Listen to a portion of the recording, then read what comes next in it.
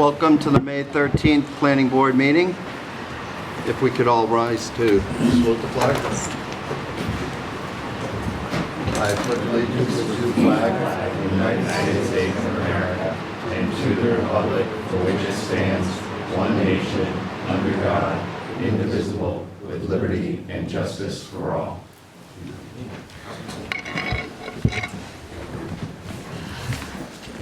All right, so the very first thing we have to do is reorganize and welcome Mr. Curtis Lake to our planning board.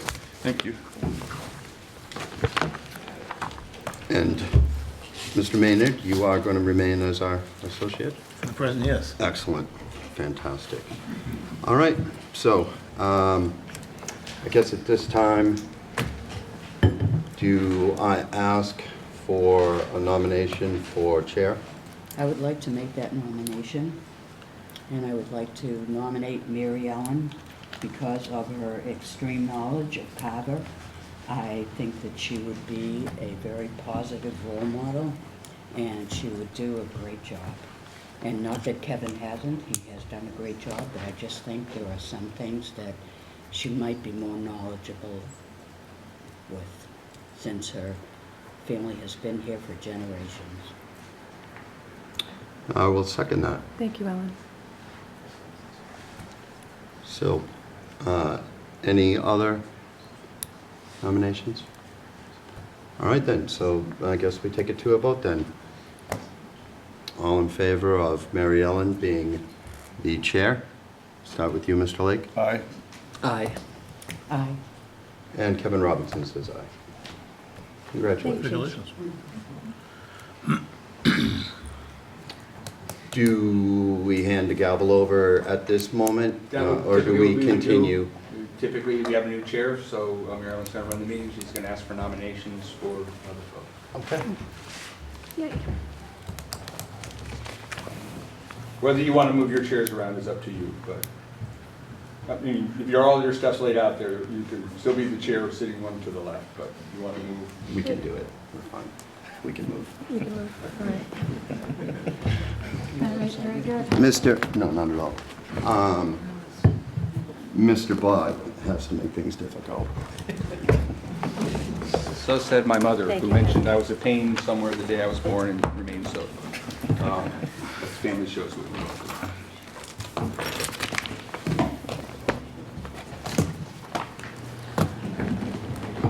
I thought I needed the gavel, but I decided not to. Well, thank you, everyone. Mr. Planner, I presume we go to the vice chair at this point? Yes, Madam Chair, there is a vice chair and a clerk Yes. to nominate, Okay. as well as an appointment to the Serpent Commission. Oh, very good. All right. Do we have any nominations for a vice chair? I'll volunteer. All right. I would love to do it. So we have two. All right. So Do we have, I'm taking notes. Did we have two? One? Mr. Shea has volunteered. Okay, Ellen- so nomination for Ellen would- Mr. Shea, yeah. all right. And Ellen has also voiced that she would like to be the vice chair. All righty. We have seconds? Do we So have we any need, seconds? do we need, I will second Ellen and Connie. Can I do both? Absolutely, Okay, and then we'll vote on it? absolutely. All right.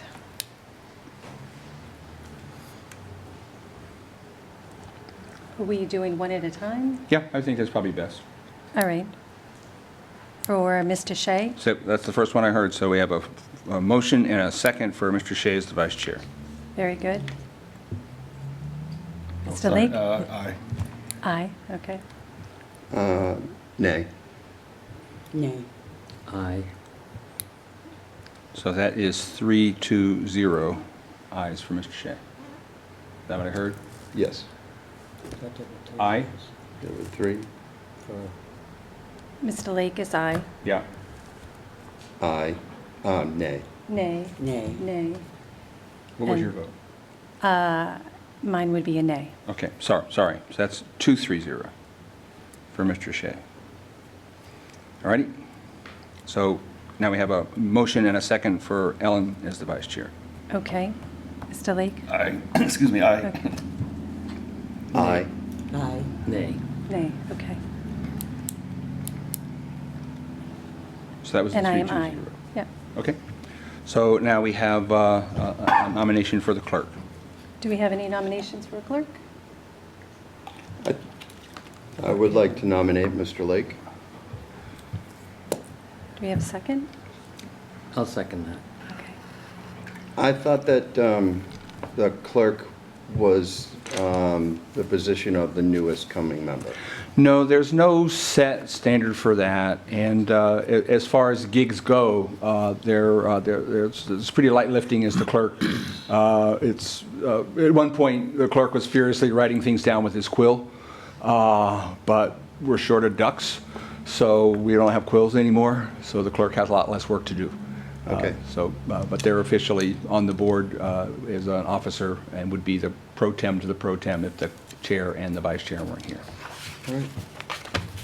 All right. So we got a nomination and a second? And a second for Mr. Lake.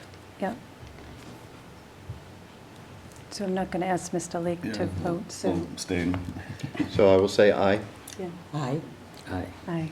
Aye. Yep. So that's 401, right? Yes. And now the appointment to Serpide. Correct. All So, right. if I may, Madam Chair, so there are two representatives to the Serpide Commission. I am the Select Board's representative, Okay. and the Planning Board has a representative as well. And that entails typically attending the monthly meeting for the Serpide, which is usually held on Zoom, and participating in, the occasional committee and things like that as they develop ad hoc committees. And sometimes a commission member will just sort of lurk and cruise and listen, and sometimes the commission members get fully engaged in various subcommittees throughout Serpide. So it's whatever the Serpide commission member feels like they want to engage in. All right. So that's the thumbnail sketch of what the Serpide commission member is. So it's a matter of someone volunteering at that point, Correct. right? All right. Do we I have would any? be happy to volunteer. Okay, very good. Are you interested, Connie? No, I'm not. Thank you. And we need an appointment to CPC, but it's not on our agenda, so. Is that nomination up as well? Is that seat expired on the CPC? I'm not sure on that, Okay, well, but our current member hasn't made a meeting yet, so I think it should be up for discussion. all right. So did we have a vote on the Serpide commission members? Mr. Robinson volunteered. Yeah. Okay, so we got a motion? Yes. I'll nominate Mr. Robinson. I'll second.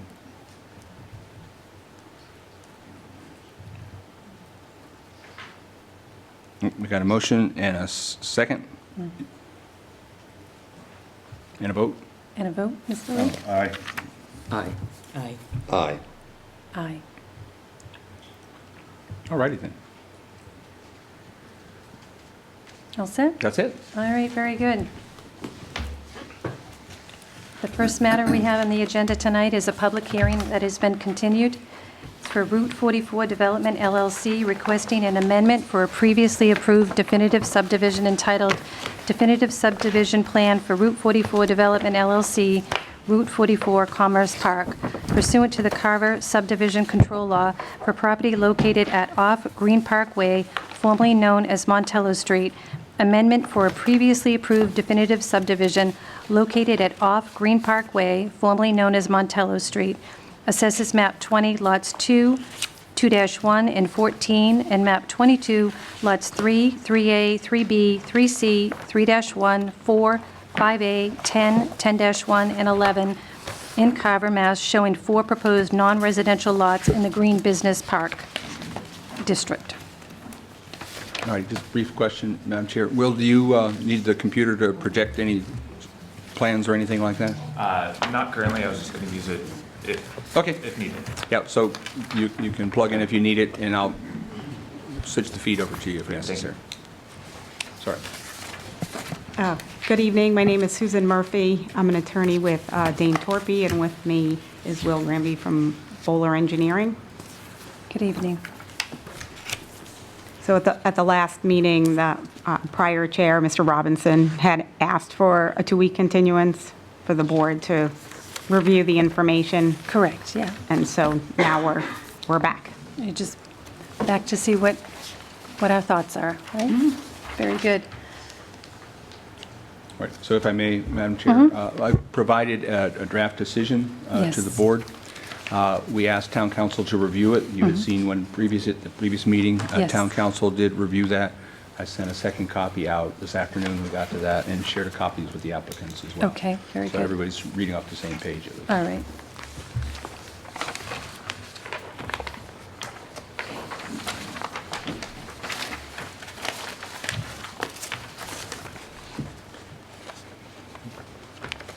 If I might, Mr. Chairman, Excuse me, Carl? if I might ask a question? Yes. We received the subdivision excavation phasing plan, but I can't really read it because colors all kind of run together.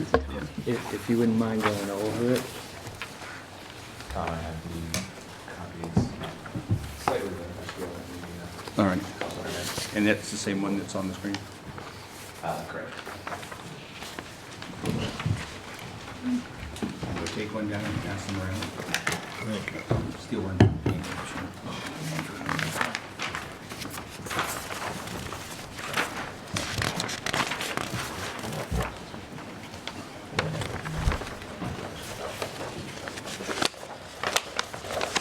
I think we're missing one. I don't know if you and Paul could share one. I'll share with you. We got one more copy. Thank you. I think We're they're going fine. to share one We're there. good. This one is much better.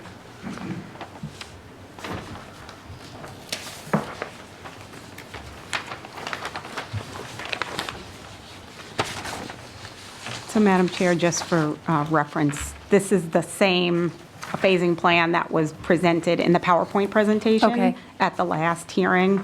All right. It's just been provided in hard copy. Very good, thank you. Just- Do you mind going over it with us? Yes, I'd be happy to. Thank you. So the intent behind the So updates. if I may, Will, our Yes, sir. minute taker is taking minutes remotely, so if you would, just introduce yourself when you speak. Thank you. I'm Will Granberry with Bowler, civil engineer on the project. The intent behind the revisions to the phasing plan were to make it more logical with the roadway and lot layout, and also drainage divides that exist on site. So as you can see, Phase 1A is the stormwater management features, as well as 1B incorporating the first section of Road A and Lot 1. And then Phase 1C continues the cul-de-sac for Road A and the next lot up the street. And then the Phase 2 will be around Road B and connecting that other parcel. And then the Phase 3 would be the grading associated with the remaining lots after the roadways are completed. So it was just try to make it more logical with the roadway layout and the lot layout. So I see a 3A and I see a 3C. Am I missing 3B? That is a typo we had 3 A, B, and C in Phase 3 previously, but when we revised it, that was just a typo. And this is being proposed for informational purposes? Correct. Thank you.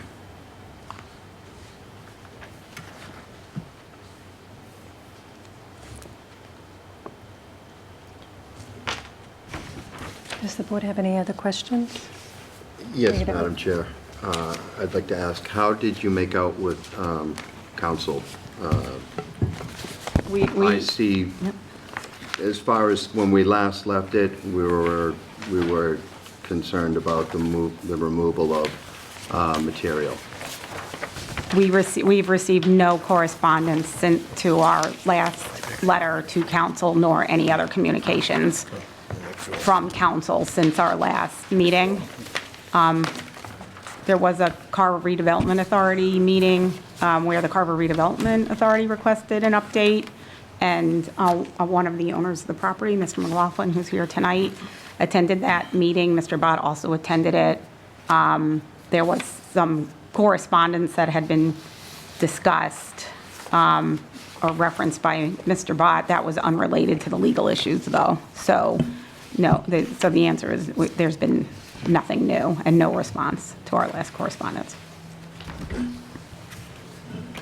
Did you receive a copy of the correspondence? I did. Okay. I wanted to hear from him, but No, thank you.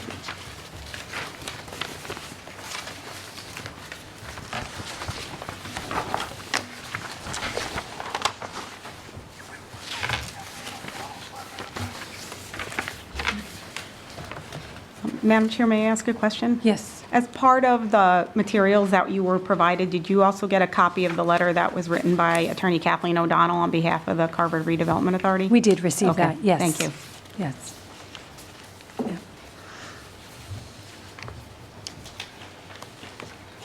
Does the board have any other questions, or should we open this up to the public now? No, I'm I've all had a set. chance to review everything, and You're I'm all pretty set. Okay. satisfied with where we're at. Okay, very good. Mr. Planner, I presume that we would open this up to the public? If Yes, the board please. doesn't have any other Yeah. questions? Yeah, correct. And if everybody could just kind of get a little closer to the mic when they're speaking, because the soft-spoken gentlemen on the other side of the room don't sound up very well. Kevin and Connie both. Very good. Are there any members here tonight that would like to speak on this matter of the public?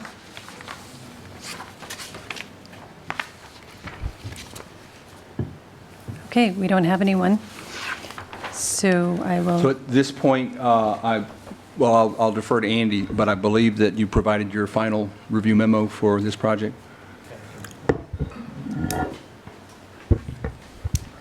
Andy Glines with Fuss & O'Neill, the civil engineering consultant on behalf of the town. We did issue our last memo dated April 16th, which we discussed at the last planning board meeting. Largely, that memo included recommendations regarding waiver requests and recommended conditions of approval, which Mr. Bott, the town planner, has incorporated into the draft decision.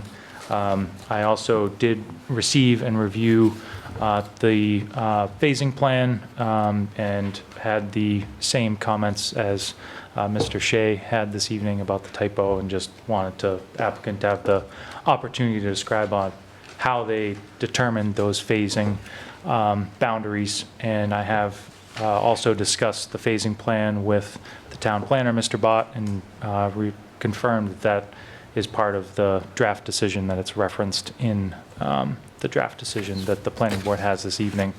Happy to weigh in on any other items that the board or the applicant would like Fuss & O'Neill to clarify, but otherwise I don't think there's any outstanding items from my end.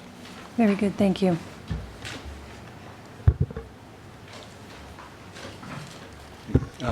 So at this point, if there's nothing else, it's appropriate to close the hearing Yeah, I would- and for the board to consider a decision. Oh, okay. Very good. At this time, we will close the public hearing.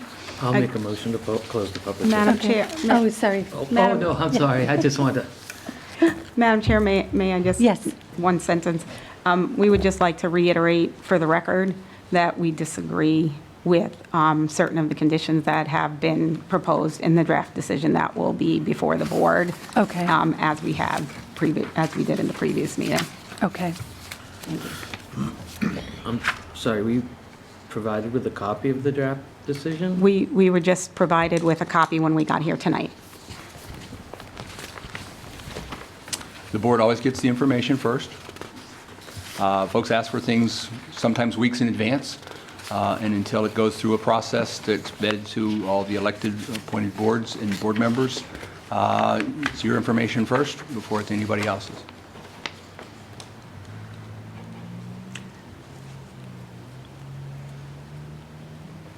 So, Mr. Planner, if the applicant disagrees with some of the items in the decision, how then do we proceed? Well, you can have a discussion with what they are and decide if you want to modify Okay. those conditions based on their concerns. Okay. Or you can vote the decision as it is, and the applicant can take whatever next steps they feel they should take based on the decision rendered. Okay, very good. Would you like to convey what those matters are that you oppose in the decision? Yes, thank you. Okay. In this draft decision that you have, we believe that the new condition, which is condition 1, modification of grading is for roadways only. The planning board is not approving any of the proposed grades of the individual lots.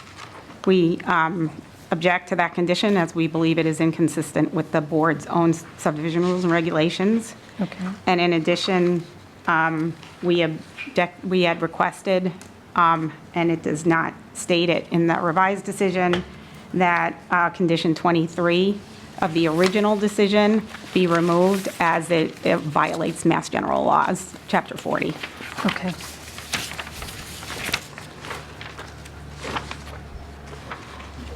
Does the board have any comments about this?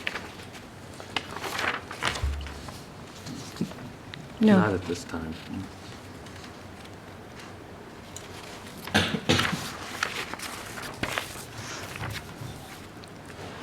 How, Would you like me Then- to read the conditions and the waivers?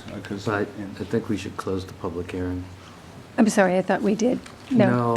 I will make a motion to close the public hearing. Okay, very good. And I'll second that. Madam Chair, just, Yeah. you haven't taken the vote to close yet. Okay. The principal, one of the principals from Route 44 Development, Okay. Mr. McLaughlin, All right. would like an opportunity to make a brief statement. Okay, very, I just, George, Yeah, introduce the- yourself, please, and have a seat. sure, my name is George McLaughlin, and I'm principal with Route 44 Development, the owner of the property. First of all, I want to take my time to thank you sincerely. I mean, you people, it's kind of a thankless job that you have, and thankfully, you folks want to do it, because it's a complicated job, and it's a serious job, and I mean that sincerely. I've sat on your side of things, and but what we have here is, and I just wanted to say this to you, because I know you're all good people and you're trying to do the right thing, and you have an opinion from town council one way, and you have two other opinions, one from our attorney Susan Murphy and one from Kathleen O'Donnell, who's the RDA's attorney, that completely disagree with town council's opinion. And I know that puts you in a box. You're sitting there saying, well, I'm not an attorney, and what do we do? But I just ask you to think about a few things. And I'm telling you, I can look at you. I know you're all good, decent, hardworking people trying to do the right thing here. I've been at this project for now 13 years, my partner and I probably have about $12 million invested. It's been, as you know, the Carver Redevelopment Authority wants to see this property developed. I think you people want to see this property developed. I want to see this property developed.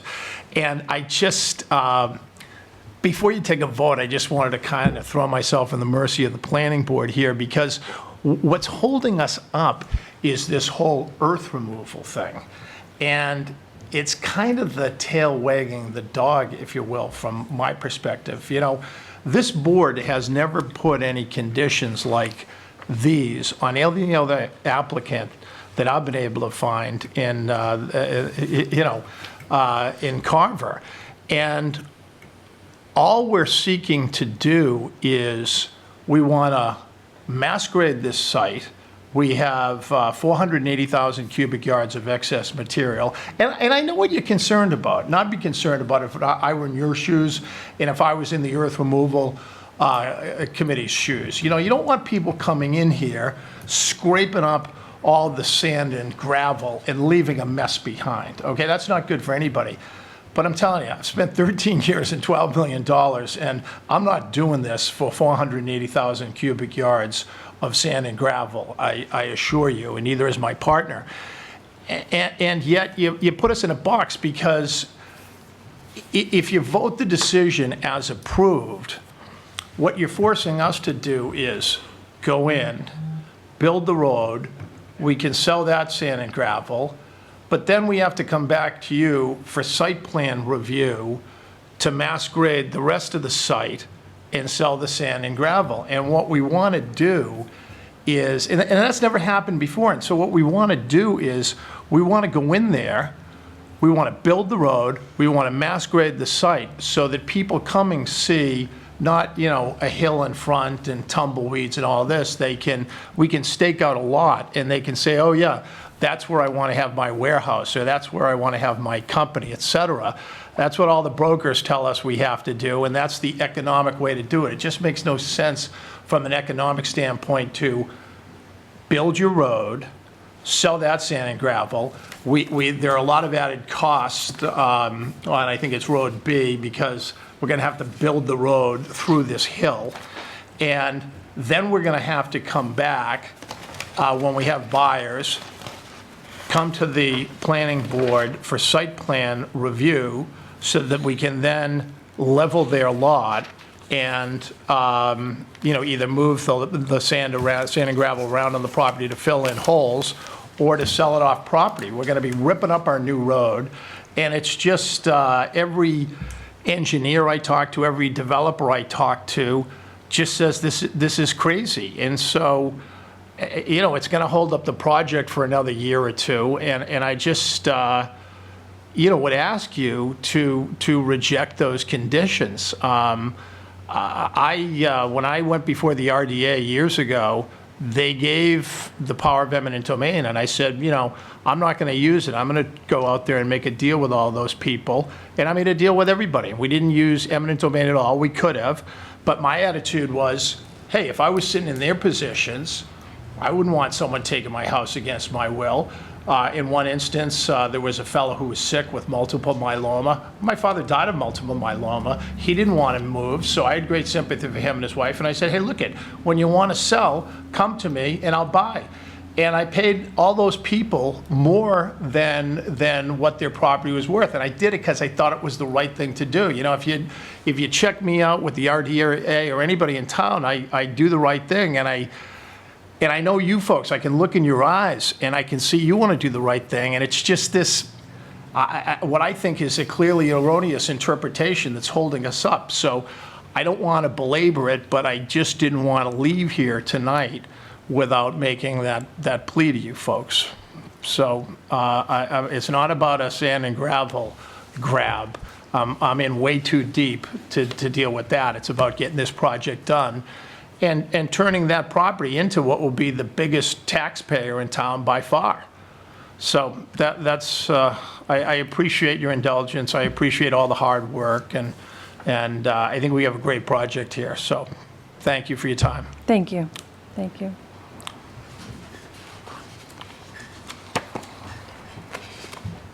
Does the board have any comments on amending the decision? I think we should. Close the public hearing. Yes. Does your There's vote? a motion on Your the floor. motion, you motioned and then Kevin seconded Yeah. it, so it is closed, correct? Well, you got to vote. Oh. Motion, second. Yep. vote. Mr. Lake? I have to abstain, correct? Mr. Bott, I have to abstain, we're correct? Yeah, I would abstain from it. Abstain. abstain. Okay, very good. We'll go with Mr. Robinson and go alphabetical. Mr. Robinson? Mr. Robinson says aye. Mr. Shea says aye. Ellen Sedillo says aye. Mary Ellen Williams says aye. 401. Very good. If I may. Now, okay. Right. So in the draft decision the town council has reviewed, I'm going to start with the findings. The planning board held a public hearing for the above referenced plans under section 6 of the Carver subdivision regulations and rules. The hearing notice provided to abutters in Plimpton, Middleborough, and Carver. The hearing opened on December 10th, 2024, with continuance to January 14th and January 28th, 25, February 25th and March 11th, 2025, 2045, we'll fix that, 2025, without testimony, April 22nd, 25, and then to May 13th, 2025, when the hearing was closed. Andrew Glines, P.E., Fuss & O'Neill, the board's consulting engineer, provided an initial review letter on January 14th, 2025, and a final review letter of April 16th, 2025. In their application package, the applicant included an earth removal application package seeking to lower the finished road elevations and grade an additional 78.7 acres outside of the roadway layout to make the lots, quote, pad ready, unquote, for sale through the subdivision control process. The information was referred to Town Council. Town Council's January 14th, 2025 opinion noted, in my opinion, the planning board should only consider the revisions to the roadway grade and not the grading of the individual lots at this time or through the subdivision process. Subdivision control is to regulate infrastructure such as roadways, drainage, and utilities, and not the grading of individual lots. Although the board may inquire into proposed grades and other information reasonably to evaluate drainage, topography plans are not part of the definitive plan and are informational only. Therefore, in my further opinion, any decision on the modification of the grades of the roadways should explicitly state that the planning board is not approving any proposed grades of the individual lots. Furthermore, it is my understanding that with regard to the grading of individual lots, the applicant will need a special permit pursuant to the zoning bylaw, section 293-8.2A, erosion control, and those special permits are not currently before the planning board at this time. The modifications to grading, that is the end of Town Council's opinion. The modifications to grading proposed are in the above referenced plan set meet the definitions of earth removal. The previous approved grades were required for the construction of streets and installation of utilities and improved under a definitive subdivision plan. The currently proposed grades of the individual lots is not necessary to construct streets, utilities, or work in connection with the construction of a duly permitted structure, since there are no structures currently proposed. Conditions. 1. Modification of grading is for roadways only. The planning board is not approving any of the proposed grades of the individual lots. 2. The disturbance should be phased, especially in areas of upgradient of wetlands. The areas include Road A, Road B, Phase 1A drainage on Parcel A and Parcel B, as well as the drainage basin north of Road A, as shown in the Carver Route 44 subdivision extraction phasing plan dated April 22nd, 2025. Erosion and sediment controls must be installed. This is condition 3, excuse me. Erosion and sediment controls must be installed at the start of construction, and sediment bases must be constructed prior to upgrading earthwork in accordance with proposed project phasing. Roadways within the subdivision are considered to be major streets. The location of vertical granite curbing shall be added to the roadway as part of the site plan review and special permit applications for individual parcels. Interior walkways for individual parcels shall be extended to the right-of-way and a crosswalk to be provided from the roadway walk system as needed. Roadway walkway system is needed. Condition 7, stormwater management systems for each individual lots shall be designed and reviewed as part of the subdivision, as part of site plan review and or special permit process. Condition 8, any proposal for on-site sewage disposal shall be submitted to the Board of Health as individual site plans and special permit applications are submitted to the town. Condition 9, F&O, Fuss & O'Neill recommends the emergency spillways for 2 of the temporary sediment basins and final infiltration basins be extended down to the bottom of the adjacent slopes in order to further mitigate risk of rill erosion. These spillways are on sheet CC 1402 on the northerly border south of WF6-321R and south of WF2-306. Any spillway adjustments will need to be outside the 100-foot buffer zone. The project's limit of work may have to be extended slightly to cover the spillway installation. F&O recommends that these adjustments be a condition of approval. Each parcel's development will need to be will need to provide appropriate stormwater treatment to meet the stormwater regulations as standalone designs. Condition 11, an additional test pit be performed at each of the proposed BMP locations that extend at least 4 feet below the bottom of the proposed BMP.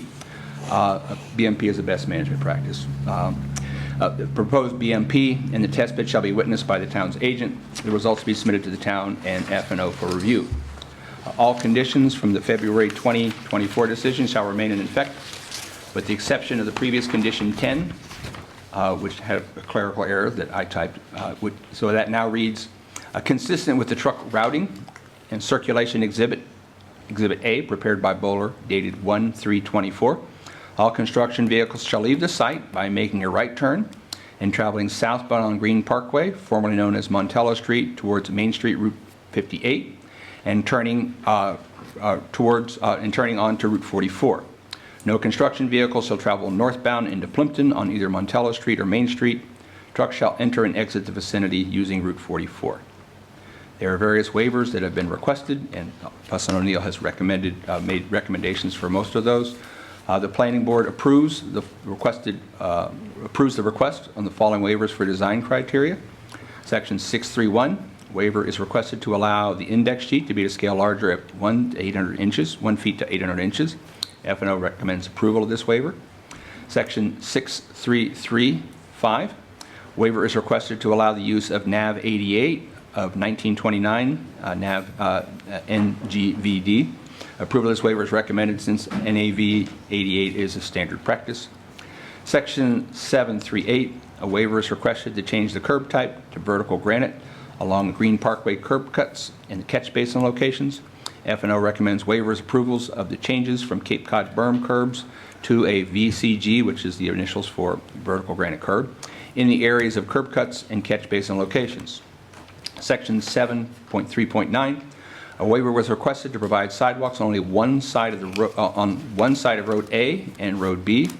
Sidewalks on both streets are sidewalks on both sides of the street are a requirement for major streets. Due to a lack of interconnection with proposed streets and anticipated use of parcels, F&O recommends the approval of this waiver for sidewalks on just one side of the road. Section 8.2.1.10, a waiver is requested to replace all proposed head walls with flared end sections with rip-wrap aprons. Due to the distances of the distance of the drainage piping outlets from the roadway, F&O recommends waiver approval of the replacement of the piping headways with pipes and flares. Section 833 in Table 1, a waiver is requested to revive pavement cross-sections proposed based on the geological engineer's recommendation. If you'll forgive me, I'm not going to read that table underneath. A pavement design calculated based on an AASHTO design of pavement, 1993 ACI 330R-08, dated 11/7/24, by Sanborn Hill and Associates, Inc. Approval of the pavement design waiver is recommended by F&O. Section 834A, a waiver is requested to change sidewalk material from concrete to asphalt, except at the ADA curb ramps. F&O recommends approval of the waiver to change in sidewalk surface from concrete sidewalks for a major street to bituminous concrete construction. And lastly, Section 837, a waiver was requested to change the curb type to VGC, which we previously discussed as vertical granite curb, along Green Parkway curb cuts and a catch basin location. F&O recommends approval of the change from Cape Cod berm curbs to vertical granite curbing in the areas of the curb cuts and the catch basin locations. A condition of approval is that the VCG limits be designated on the final plan sets and modified as needed for parcels as developed. Special permit decision findings. The requested special permit under Section 28382 are denied without prejudice, as they are unnecessary at this time, since grading is approved only for the roadway sections and not for the preparation of lots. That's what we got. Thank you, Mr. Planner.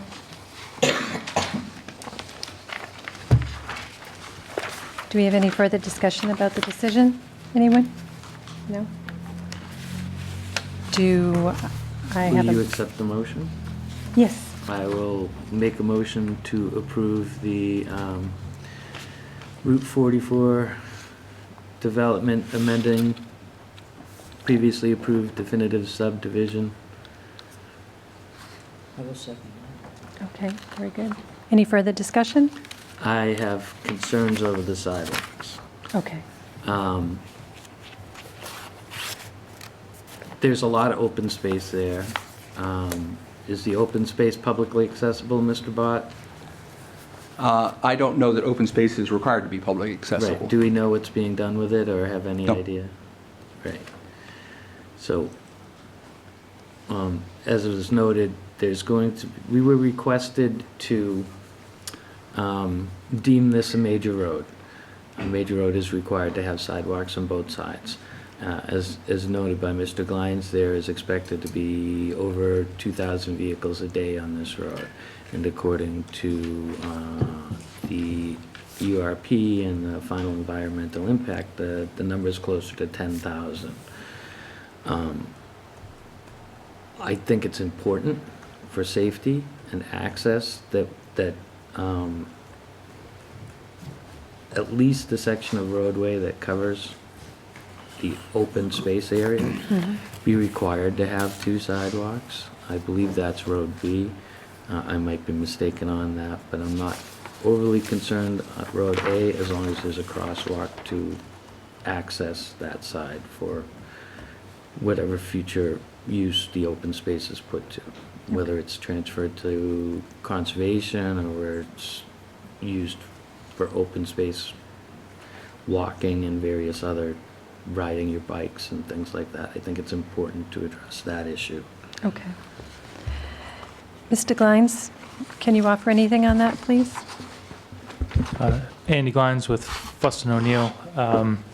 I guess I agree with Shay's concerns with safety, but I guess I don't have, I guess, the extent of what the open space frontage would be on the roads to be able to make a concrete recommendation to the planning board on what sections of road would require or could be improved, safety could be improved by having sidewalks on both sides. I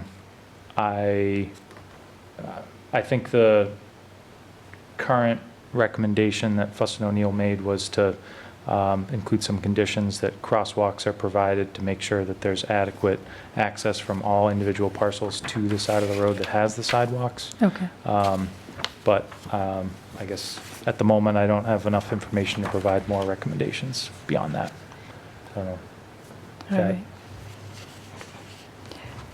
Any further comments on the sidewalks?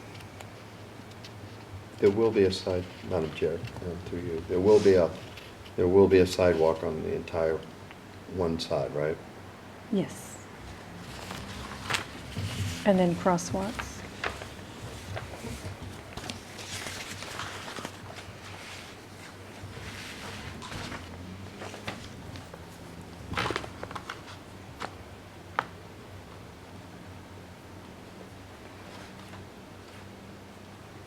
Do we vote? Do we have any further discussion? Do we want to vote? If I might, I'm gonna use the phasing plan here. Recommend that sidewalks be still included from the corner of drainage parcel B to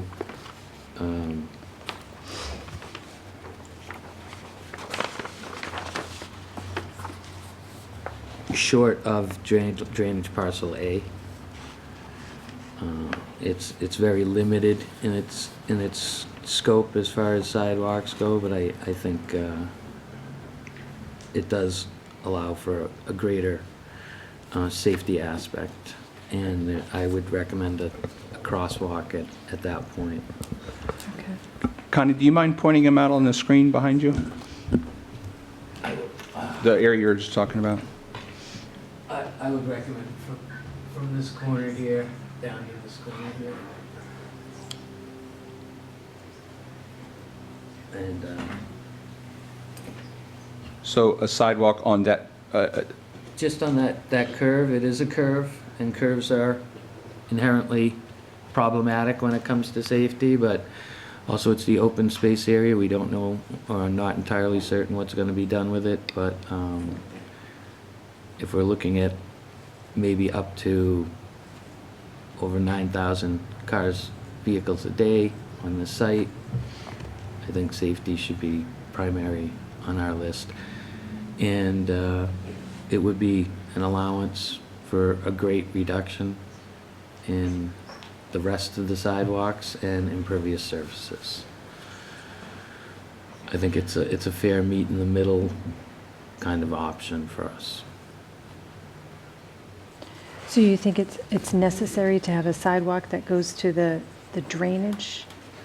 It's Well, that whole area there is, I believe it's the open space area associated with the project. Okay.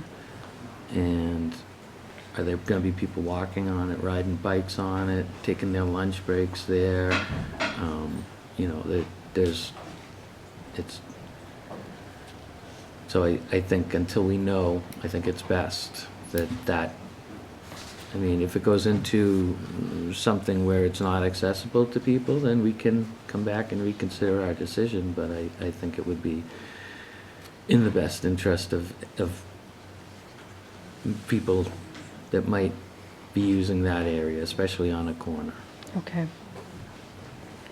So can I just follow up with a question? Yeah. So just so I'm clear, so a sidewalk on portion of Road B, Yeah, just along the curb, but not to either of the intersections? Well, we're putting crosswalks at the intersection, right? And it will be accessible from one side of the roadway.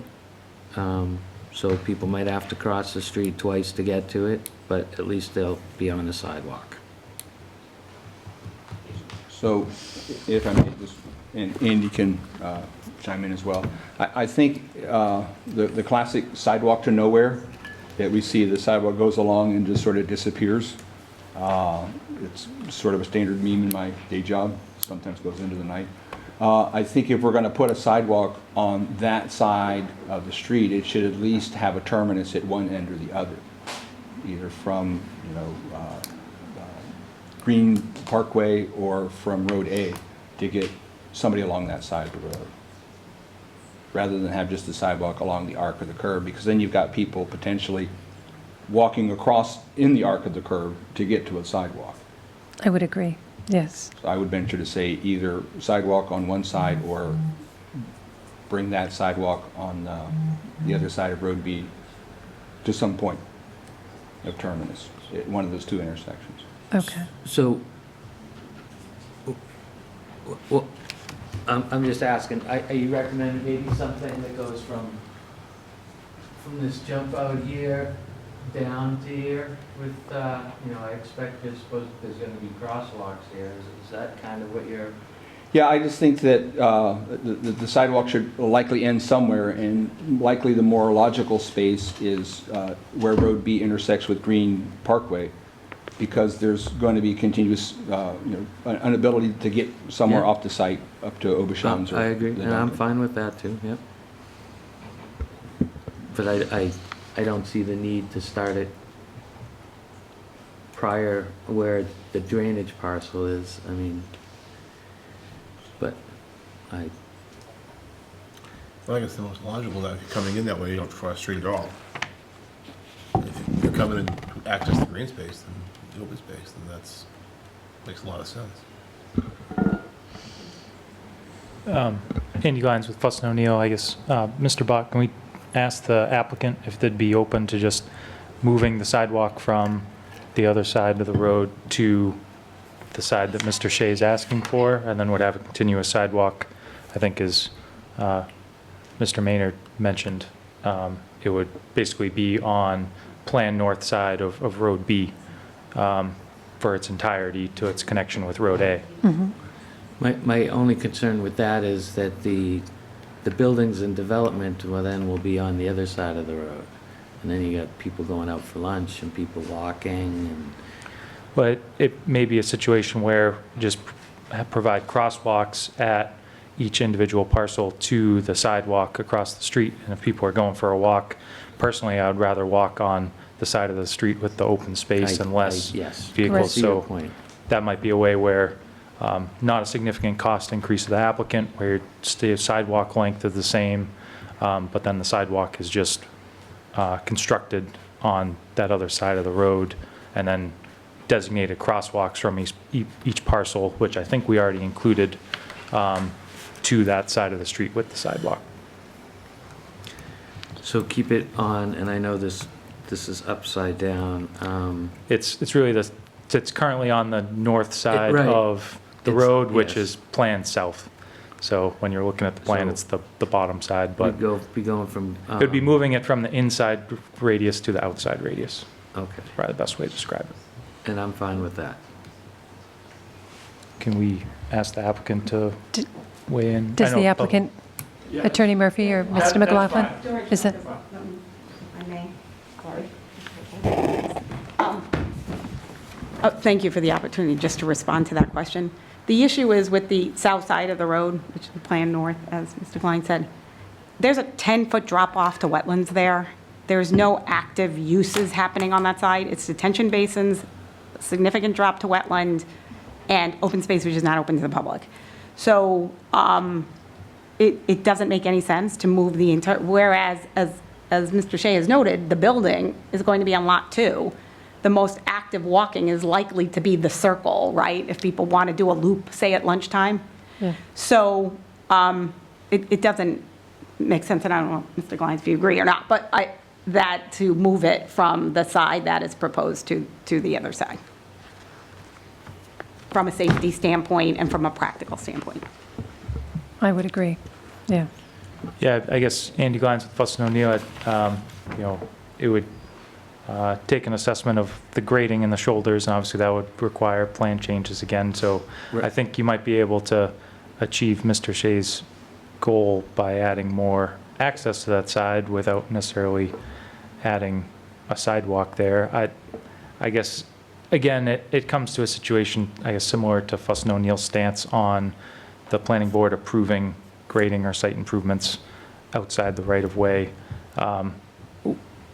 I really can't definitively weigh in on what's going to happen beyond the right-of-way and that property, for this submission.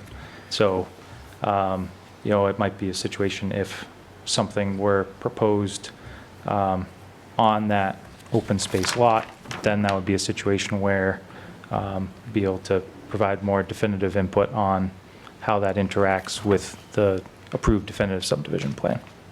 Okay. I see the point with the drop-off, like it's Yeah. not readily apparent Well, if there's here. no open space access over there, you're right.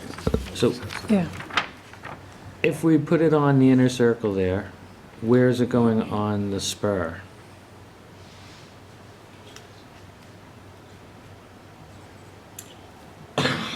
Right, because I expect that one side of the spur is going to get a sidewalk also.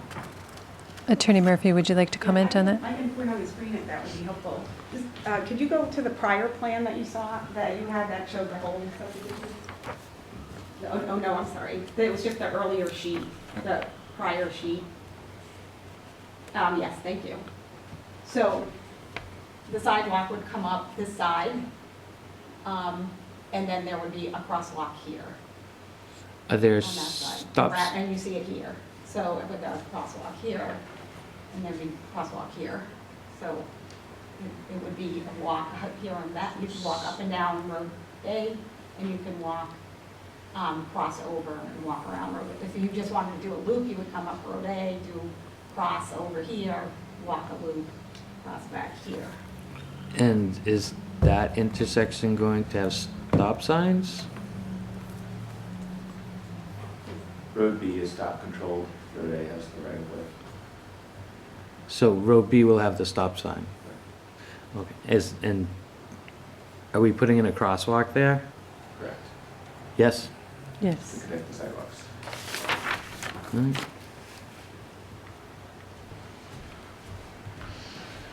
I'm not a big fan of it, but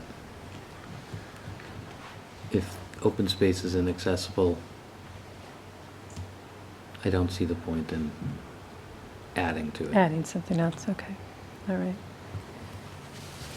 Is there any further discussion on this?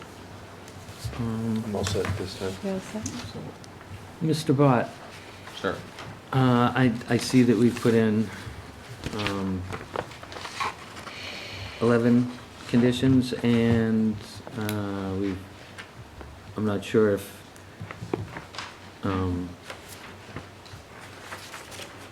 the typo correction is a condition as it's being changed, or are we just approving the change to it and that's fine?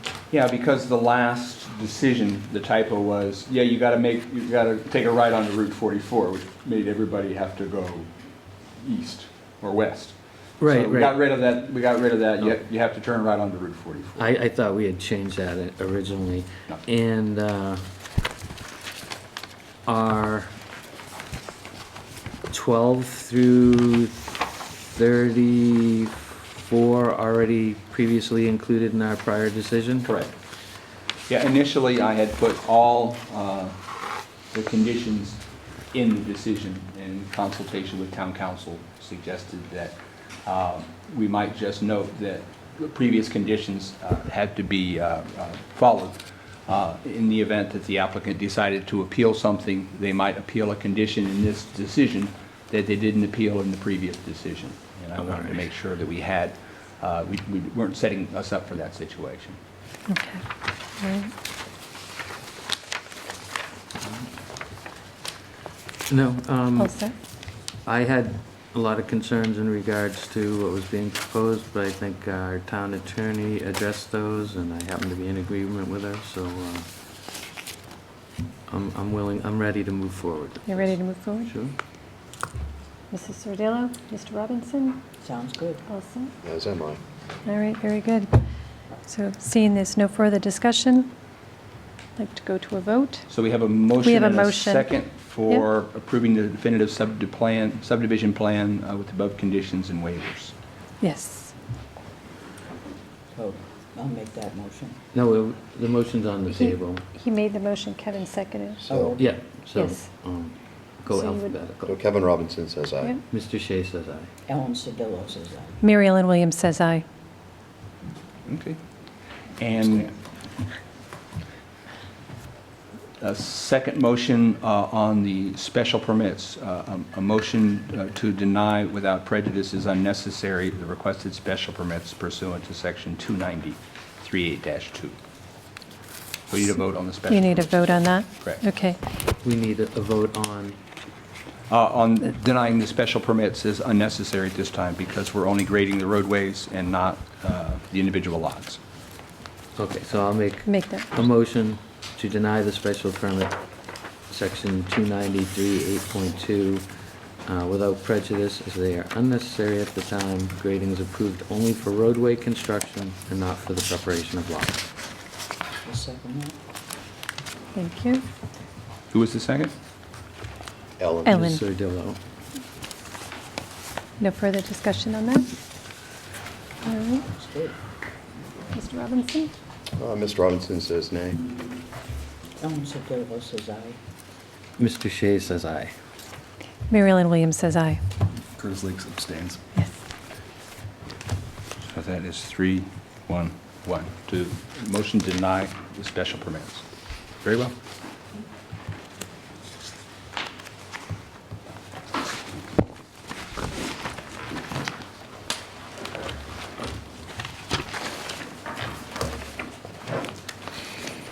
Thank you. Thank you.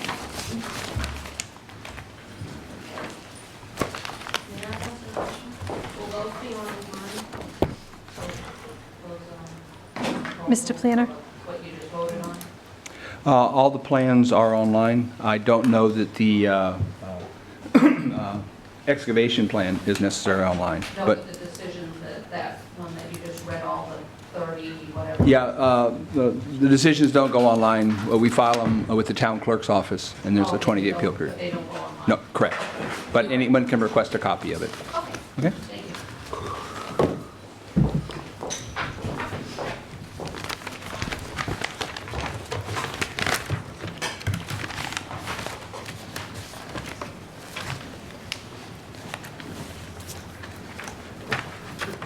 Okay, our next matter on the agenda is a public hearing on Meadow Solar One LLC, care of New Leaf Energy, requesting a special permit and site plan review pursuant to sections 290-3-6.7, 290-4-3.4, 290-2-2.3, 290-5-3, 290-3-6, 290-3.7 and 290-4-3.4 of the Carver zoning bylaw located at 19C Wood Street in Carver, Mass. Assesses map 120, lot 6-1 in the residential agricultural zoning district. The applicant is proposing to construct floating solar arrays on 4 human-made agricultural reservoirs. Good Sarah, evening. Did you want this? Maybe just, I'll give a little background, Okay. and then we can put it up if we need to. I also have the paper, just as a backup. Good evening. For the record, Sarah Stearns with Beals and Thomas, and with me are representatives of the applicant, Dean Smith and Matt Swansburg, Meadow Solar One LLC. Thank you for your time this evening. I'm going to just kind of give a quick background of where we are with this project. It's had a little bit of a non-traditional path. We originally submitted our application for site plan and special permit back in January. Had a hearing, had a site visit with most members of the board. Marilyn, I don't think you were able to join us. I was there. Oh, you Yeah. were there for the first part? Yeah. Yes, okay, sorry about that. So we did have a site walk. We opened our initial hearing. We did receive a letter from Fussin O'Neill with some comments on the application, and then we withdrew without prejudice, just simply because of logistics and upcoming changes with the board, and then subsequently refiled. So I guess technically this is the first hearing, so thank you for reading it fully into the record. So we resubmitted with some minor plan amendments, which we can go through. We have also submitted our response to both Mr. Glines' comments as well as some comments we received from Carver Fire Department. So that was done last week, May 6th. And then we're here tonight. So it's been kind of a long path to get to here, but just sort of as a refresher for the board, this is Meadow Solar 1, which has an existing constructed ground-mounted array on it. You can see on Tom's screen, and we saw it in the field while we were out there. And tonight's proposal includes floating solar arrays on 4 agricultural reservoirs. So they're divided out across, yep, that's good, perfect, thank you. Across 4 reservoirs, you can see 3 of them, sort of the hatched blocks on the water, and the existing and approved ground mounts, phases 1 and 2. Phases 1 is the only one that's been constructed. I know that's kind of confusing, but essentially, this has been proposed under the Carver zoning bylaw. Our application really hasn't changed from the first time we submitted, but we have made a couple of minor amendments, mostly just due to Fussin O'Neill's recommendations in their letter, and that was resubmitted. So what you have in front of you is same application and just slightly updated plans. The overall layout has not changed, just some annotations about setbacks. Was there anything else substantive on there? Dean Smith with Newly, for the record. There was also a proposed lot line adjustment to include the entire south pond in the main lot, if necessary. That would be something that would be taken care of with an AE1X plan or other vehicle after the approval. So if that's what the board's desire is, we can pursue that. We clarified where the access and utility easements will lie on the property, as well as showing the proposed lease areas for each of the floating arrays. And we also added a detail for the lighting at the equipment areas. It's a single pole-mounted light that's shielded, directed downward, motion activated. So that detail is added to the sheets as well. Thank you. Where was that added? There's one at each of the equipment areas. There was a previously approved equipment area in the ground mount system, so there'll be one at that location. There are 2 smaller new equipment areas at that central pond there. There's one just to the southeast corner of it where the road intersection is, and then there's one adjacent to the southern pond.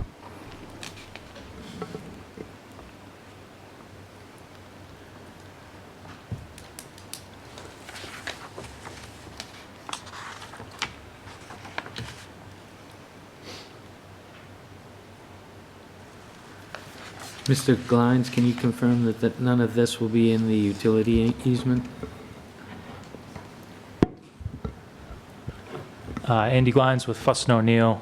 I'd need to take a closer look at the plans, which I can do now to verify it. I Well, don't believe we'll we be- specifically, We'll be looking for your Yeah. recommendations anyways in the future. I just thought I might bring that up. so the specific question from the planning board is whether or not these equipment pads are located in Well, a, anything, because they need specifically, they need written permission from the utility company to put anything in the utility easement. So that's, I just want to make sure that we're not going to run into that problem. Mr. Chair, are you referring to this? Yeah, the yeah. southern part of the site? Okay. I just want Mr. Glines to confirm Yeah, just so I that. understand the question. Okay. It doesn't appear it to me, but Yep. that's why we hire the experts. And, yeah, Fuss and O'Neill will provide a formal response on that, but at the moment, I don't believe that there is an issue, but we will confirm for the planning board. Thank you. and maybe you could show us where the issue with the abutting bogs and the lot lines in regards to setbacks is currently at? Yeah, so Tom, maybe if you go down to the next page, and it's also on the paper if you want to point to that, Dean. Yeah. So the existing property line cuts through the reservoir today. It's obviously owned by the same entity. Our thought was that if the project is approved, we can certainly remove that lot line that cuts through the reservoir. I don't think the landowner today has any real reason to change that, but I think upon project approval, he's certainly amenable to that. I believe that the applicant has spoken with him about it. And that, Dean Smith for the record again, that was really in response to some of Fuss and O'Neill's comments. The existing property line, as you can see there, we were showing setbacks along that line that cut through that southernmost array field. And we would move the lot line so that the setback would be basically along that bog road to the east of the pond. And we would remove the lot line that cuts through the water body itself. I can weigh in on that. Andy Glines with Fuss and O'Neill again. Essentially, Fuss and O'Neill's concern was that with the property line transecting through the water body, that the proposed for floating array would not be able to be continuously maintained outside of the required setbacks of that property line. And I think in our original memo to the applicant and the planning board, one of the options we suggested assessing was whether or not that section of the floating solar could be reduced in size to mitigate that from happening. But as I understand, the applicant's currently proposing, if this project is approved at this stage, that the planning board include a condition of approval that that lot line would be revised to make sure that it is in compliance with the ground-mounted solar array bylaws. And one of the recommended conditions of approval of Fuss and O'Neill is that they provide a full easement plan, which I think would also address Mr. Shea's concern as part of the building permit submission. So basically, it would allow the applicant to get planning board approval without spending more consultant resources and obviously time and money for the property owner to revise that property line until they knew for sure that there was a reason for them to do so. I don't know if the applicant wants to weigh in beyond that. I would think that you would have to show us where you plan to move the property line so that we can ensure that the setbacks and requirements are met in regards to that. The future lot line is shown on the plan set that we provided. It's hard to see on this view of it, but it aligns with that bog road. So, and the future setback is also shown there. And there are leaders that are pointing to them. It's a little hard to see on the plan. That's okay. What page is it located on? C23. C-2.3. There's just arrows everywhere. Yeah, There's a lot there's a lot happening. going on there.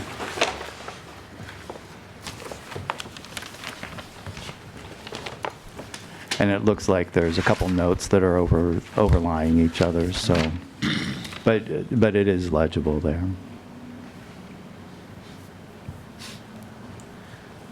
We will be expecting written confirmation of approval from the fire department. They gave you a general letter.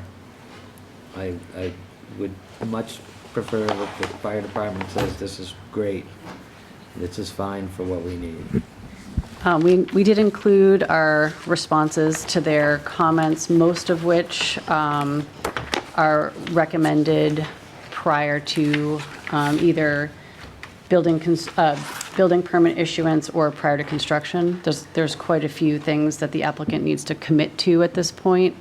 We can certainly ask them to respond again.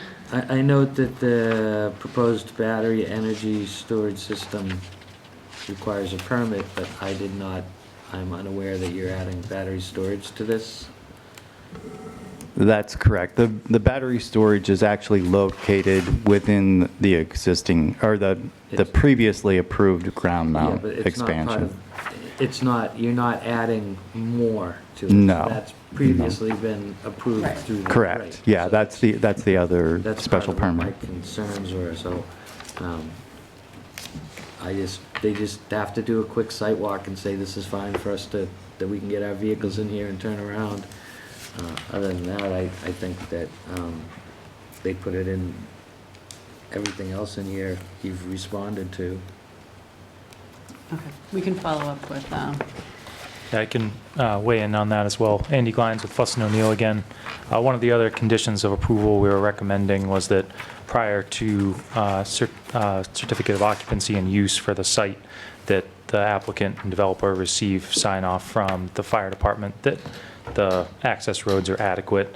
Obviously, with these type of projects with existing bog roads that will be utilized for construction as well as future maintenance access, it's hard, even with a good plan set and specifications, to verify that the road is going to be adequate post-construction. So basically deferring that certification and sign-off to the fire department after construction is complete, but before the applicant receives certificate of occupancy and use, I think is a viable way to make sure that the town's protected, and then the fire department gets what they need, and the applicant has kind of clear direction on what the town's requiring. Thank you. and I think Mr. Glines also added some suggested conditions to that effect in your letter as well. So that Correct. is in there. And what percentage of the water body are we covering? Under the SMART program, we're limited to 50% coverage of the water body when the water is at its normal level. So there were bathymetric surveys done of the property, so the edge of water was established via survey. Mr. Glines, you'll confirm that for us. Yes. Thank you very much, sir. Just one question. I think we had discussed briefly at the site visit that you were going to determine if anyone else had any rights to the bodies of water. Matt Swansberg with New Leaf for the record.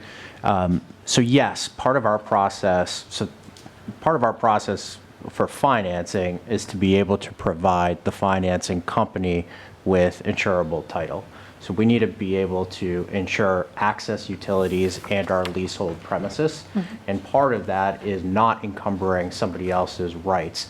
That might mean in some situations not encumbering somebody's rights to use an access road, or in this case, not encumbering somebody's rights to water. So in order to get insurable title, we need to demonstrate to the title company that our project isn't going to encumber somebody else's rights. And there is on this title an exception for one of, I think it's an abutter in the area, that does actually have rights to water in one of these reservoirs. Okay. So we're demonstrating to the title company that our project isn't going to impact other rights to the water usage. Okay, thank you. Yep.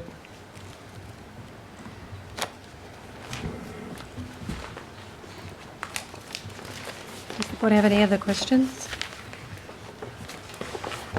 Whereas this is a public hearing, is anyone here from the public that would like to speak on this or have any questions? I'd like to say something. My name is Sean Patton. Hang on, come on up, have a seat, introduce yourself. I'll try to make this brief. My name is Sean Patton, and I live on 19 Leland Way in Carver. And in 2018, they put these floating solar panels in, and I don't believe they added ballast, added water to them. And in the wintertime, the ice froze, the water froze, and it flipped them up on top of each other, and they smashed. And now those panels are still at the bottom of that pond, like some of them, just, not much. And I asked what's going to happen, with the materials they're made out of. And they told me it was organic material and not to worry. But isn't arsenic organic? So it's just things like that make me nervous when all these panels go up. Like, are they safe? If that thing smashed into pieces and went into the bottom right now, can you still drink that water? It's... I don't think this is drinking water. I know, it's for a reservoir, but my drinking water in my pond, Yeah. my well is 30 feet from that drainage that goes around the cranberry bog at my house. Okay. So that's important. It's all interconnected. That reservoir goes to cranberry bogs to school, all through these neighborhoods. And the other point I want to make is, I don't think it's fair to just invite the abutters to these groups, because people from houses far away can see this, Right now, I'm dealing with that issue with another one behind me I can see in the wintertime. There's a berm on the other side with, trees on top of it that protects the people from that neighborhood, but mine, nope. They didn't think of that. Can't see it in the summer. But that's all I'd like to say. Thank you. Thank you. Would anyone else like to speak on this? I have pictures too. Let's see. All right. No further comments from the board? I push and push for appropriate screening, so that's something we'll have to make sure happens on this. Did we discuss that? Sarah? Vegetative screening? Yes. I'm not sure these ponds are visible from anyone's adjacent residences. Yeah, I believe all of the ponds have existing vegetation in the vicinity. One thing to note about the proposed floating systems, they're going to be very low to the water surface. So the highest elevation off the water surface is between 2 and 3 feet. So it's not like a standard ground mount that would be 8 or 9 feet tall. Right. It's very low to the water. The ground surface comes up from the water surface as well. So there should be very little visibility of the floating arrays themselves. As far as when the water bodies freeze in the winter, which the public commenter raised, these will be anchored to the bottom. They'll be ballasted to the bottom of the pond. Right. So they'll be restricted from overturning. So that wouldn't happen in this case. So it would be very similar to we had gone over to Steve Ward's property. He had that small area, and that's about the same thing, correct? Anchored? I haven't had the pleasure of visiting the other site, so maybe Sarah can comment. Yeah, actually, Matt probably knows more about it than I do. He's been talking with that landowner specifically, so. So yeah, I've learned a lot about that project. That pilot project is manufactured by a company called Seal and Tear. They're one of the top 3 floating manufacturers. And so we're talking to them about this project as well. And so their recommendation has been to use an anchoring system that's either a ballast or to do, trying to think of the best way to describe it, sort of like a boat anchor that kind of digs itself into the ground. Okay. So it's very similar to, it's a dock at the end of the day. It's no different than a dock that you might find in any water body. Right. And it just happens to have solar panels on it. Very good. And Mr. Shea, you went to that property as well? I did, yes. Because I didn't leave this one and go there. I visited Mr. Woods later. We But- did this one some time ago. Yes, we did. And then it was discussed that if we wanted to see something similar to go over to Oh, yes, Mr. Woods. I did not get a chance to go to Mr. Ward's Oh, okay. So when they made the comment about the arrays being low, they're like right there on the water level, and you don't see them. Oh, I mean, I wasn't, when it comes to screening, it's not specific to this. I'm just very big on making sure it's not visible from other people's properties and from public roadways, because it doesn't add to the value, and it doesn't add to the rural atmosphere of Right. the town. So that's my big concern. It's a general concern for Yeah. all of these projects, not specific to this one. Do you have concerns in regards to this one? Because I think my only issue would be, he's a cranberry grower and he has to gain access to that particular water source. So I think if that was something that we suggested or mandated, it might interfere. Oh, no, it's mandated in the bylaws, and if it's, and from what I recall from seeing the property, that northwest side is really screened with a lot of woodlands. Yeah. I do recall a building in there, but it was the property owner's building, if I'm not mistaken, and it was the same on the eastern side, so it's not a big concern of mine because it's already gone through the vetting process for the solar panels that are well above the ground. Okay. Very good. On that note, if I could weigh in, I guess, Andy with Fuss and O'Neill again, I would just like to recommend that the planning board have the applicant go through the entrance area detail on sheet C2.1. I believe that may be the only location that's visible to the right-of-way and the butter to the east. I know some of the proposed equipment is ground-mounted there, and then there's 3 phases of, or I guess three phases of interconnection, as I understand. So I guess if the applicant just clarify what's currently installed, what's proposed, and the visibility of that area. So on sheet C2.1, this blow-up of the interconnection area is on the right-hand side. Ward Street is at the top of the plan. There's a series of existing poles on the west side of the roadway. Those are the interconnection poles that serve the existing ground mount system that's there.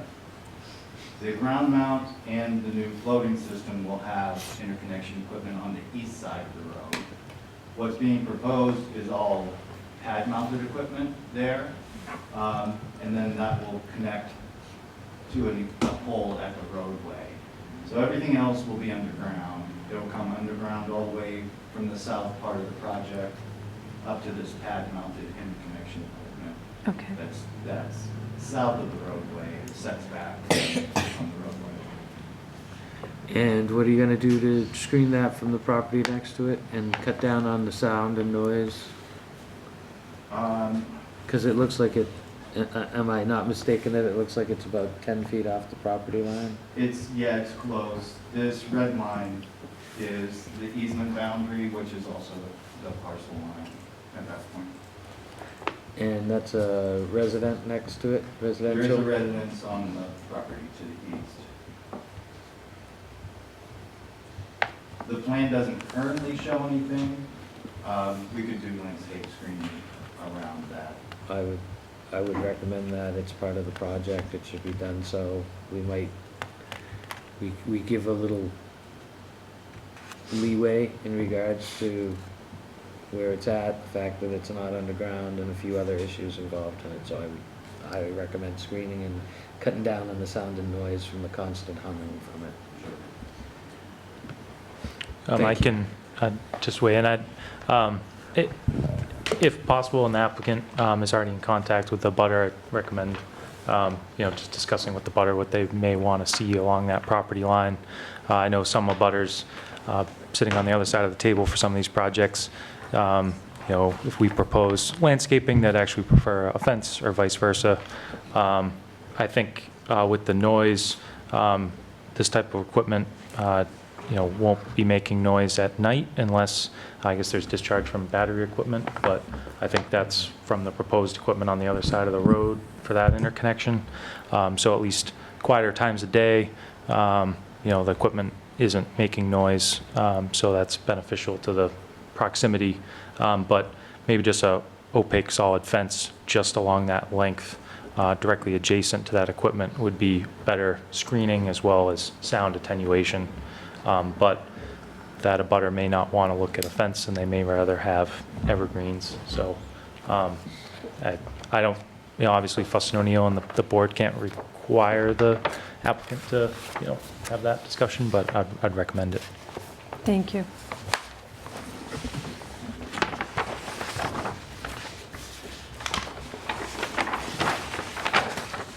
Does the board have any other questions? Yes, I do.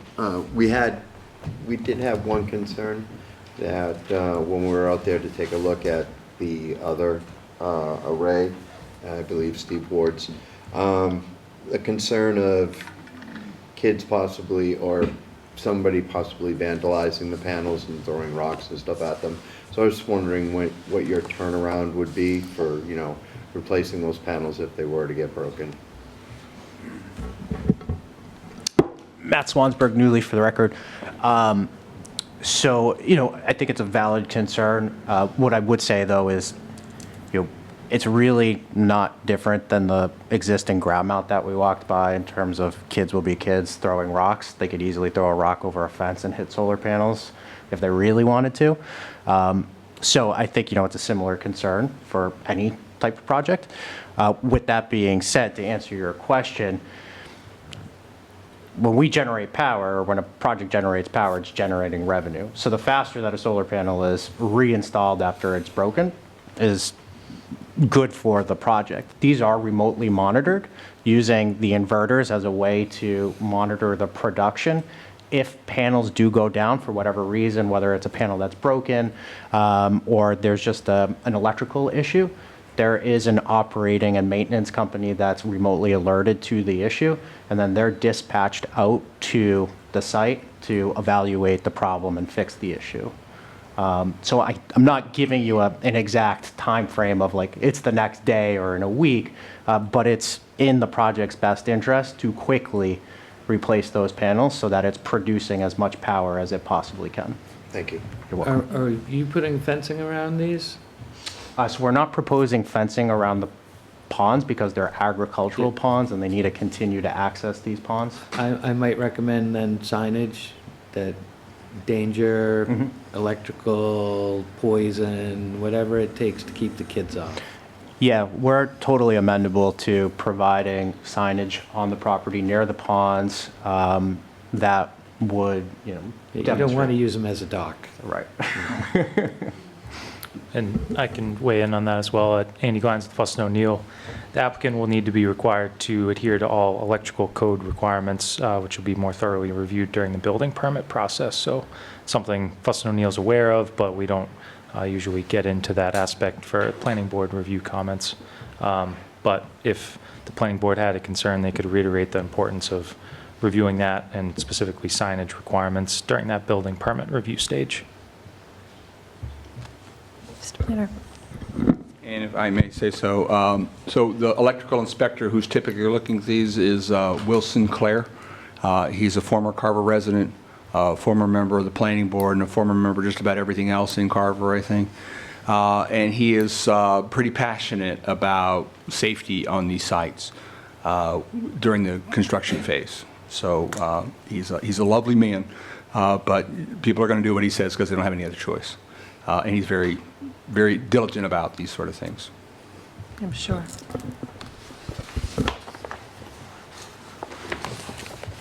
At this point, if no one else has any questions here from the public, can I get a motion to close the public hearing? I'll make that motion. Wait, No? we're still expecting Mr. Glines and some fire department stuff, so I would recommend continuing it to the next meeting. Oh, okay. All right, very good. We're still, Yeah, Andy I with didn't Fuss know and if we could O'Neill make again. that a condition, but with Fuss and O'Neill, I understand. We, I guess we issued our initial memo. The applicant responded, I guess with this being technically a new submission. We do have a draft memo that we reviewed for that response to comments, which Fuss and O'Neill can issue this week to the applicant. Okay, very good. And then I think that would, there's nothing, I don't think that the applicant isn't already aware of that's in this, so I believe they'd be able to, come back and potentially have a vote at the next meeting. Very good. So can I get a motion to continue? I'll make a motion to continue the public hearing for Meadows Solar One LLC until May 27th, 7 PM, Carver Town Hall, Room 1. I'll second that. No further discussion? Mr. Lake? I'll abstain only because we were unsure. Oh, that's right. So, well, 'Cause- But it's new. Is it? but I did vote on it at conservation, so that was Oh, I that was see. the uncertainty. And this is a very minor sort of thing, so. Okay. We'll have a confirmation about it. Just for now, I'll abstain. just Very to make good. Sure. Thank you. Kevin Robinson says aye. Ellen Sotelo says aye. And Mr. Shea says aye. Mary Ellen Williams says aye. You didn't vote on it? Hmm? You didn't vote on it on Concom? No, I did. I Oh, voted right. on these on Concom before. I'm pretty sure this was. I voted on this one on Concom. I'm pretty sure. Yeah.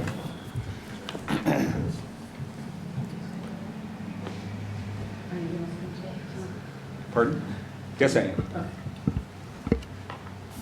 Thank you. Thank you. Thank you.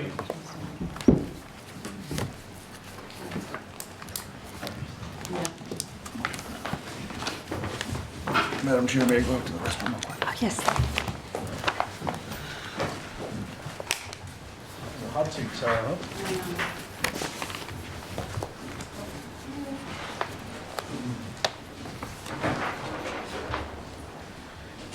Mr. Planner, do I ask for a little recess? If you like, you're the chair. I can't do anything without him, correct? No. Let her know. We're going to take a recess. 4 minutes, 5 minutes. We will be taking a brief recess for about 2 minutes. Perfect.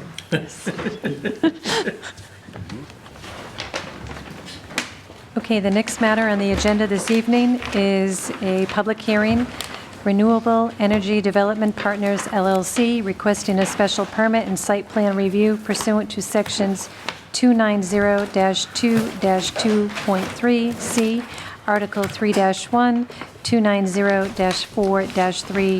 290-4-3.4A, and Article 5-3 of the Carver zoning bylaw located at 96 Purchase Street, 0 Leeway, 0 Rear Fosdick Road in Carver, Mass. Assesses map 57, map 58, lot 2-A, lot 2-0, in the residential agricultural zoning district. The proposed project includes a dual-use ground-mounted solar photovoltaic system on existing agricultural cranberry bogs as part of an agricultural solar tariff generation unit. Excuse me. Good evening.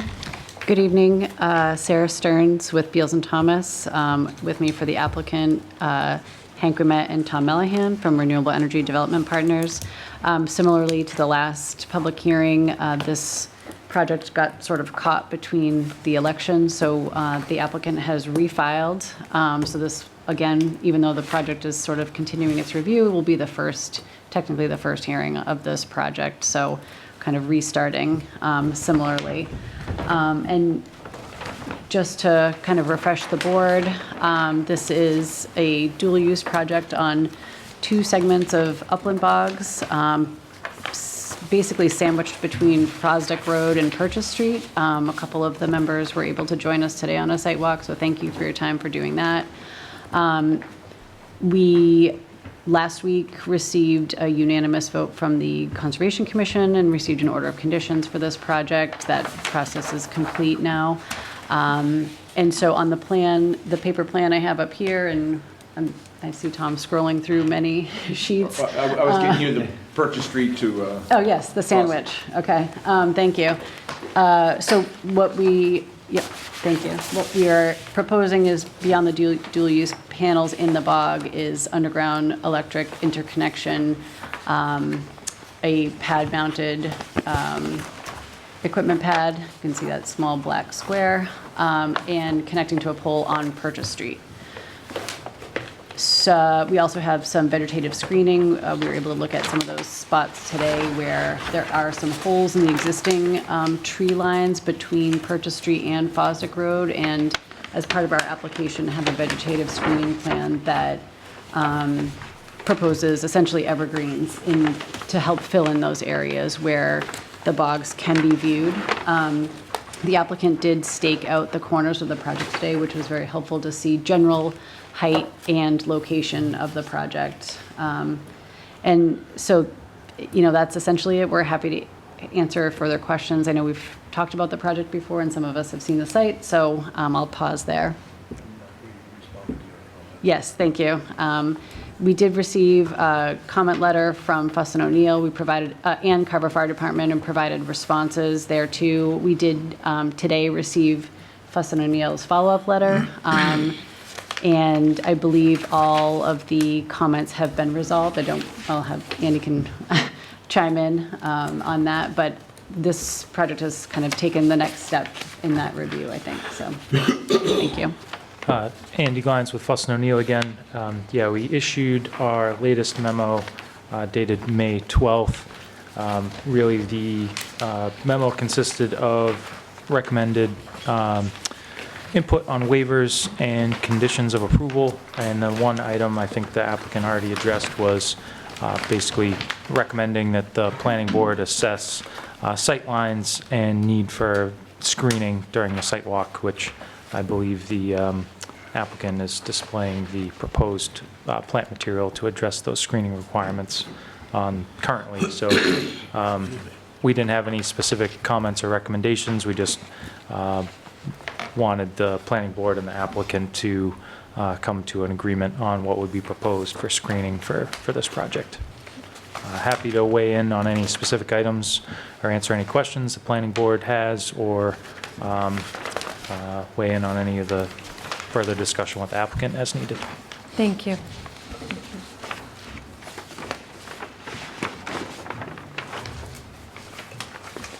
Are we planning on having any foliage or whatever? There's a house that can see it.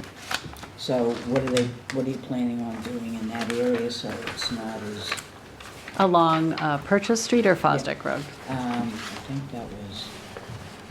Purchase is up at the top of the page. Yeah, it was and Purchase. Okay, so there is a pretty robust planting plan. You can see from that kind of top smallish photo that we're calling Area A.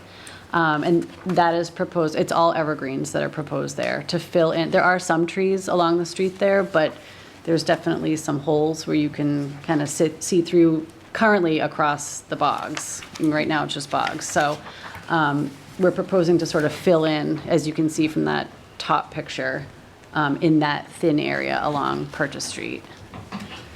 And we're proposing the same treatment down on Fosdick Road on the other side, sort of along that line where there are some existing evergreens. But again, they were, you know, we're proposing just to sort of stagger in some fill-in vegetation just to completely, block it. Thank you, sir.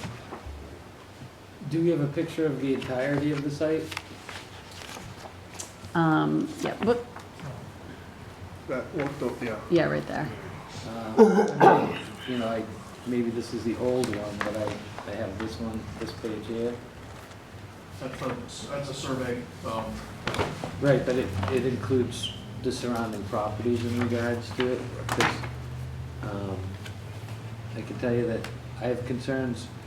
I can see you have a 100-foot wide landscape easement to the north, on the north side of the property, on Purchase Street, that runs across the majority of the houses there. On the, up against the rear lot line of those houses off Purchase Street, is that the one you're referring to? I'm looking at the one that runs. Right. Oh. On the rear lot lines of those houses, yes. And that's gonna remain in its vegetative state? Correct. So, and this looks a little small to me, but, what about Fosdick Road over here and the houses that are all along Fosdick Road in regards to screening? I know we discussed a limited amount at an open space visible from the road, but I was curious as to what's being done for the Fosdick Street residents. Bring up I think there's a plan that shows that. That us? 102. 102. C-102?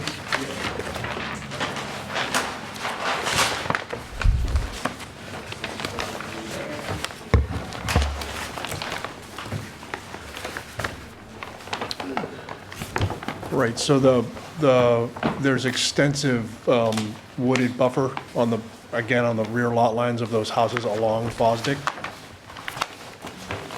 Well, that's their property, isn't it? Oh, correct, and then there's also a line of vegetation on the landowner's property. And how deep is that? It's probably like 20 to 30 feet wide. Because there's nothing that we can do if the people on Fosdick Road cut down a couple of trees, but it's your responsibility to make sure it's still screened from their backyard if they get a dead tree or, and what about Carver Street? It looks like there's a property on the bottom left corner of the screen.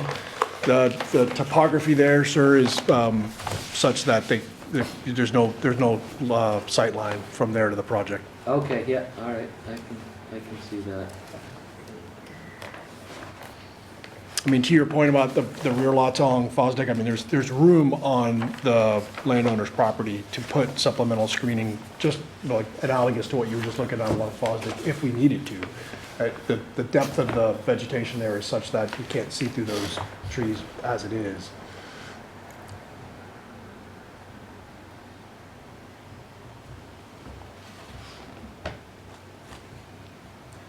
And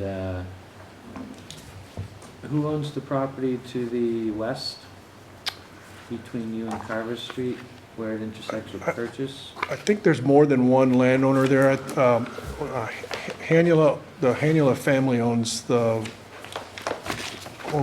bog to the northwest.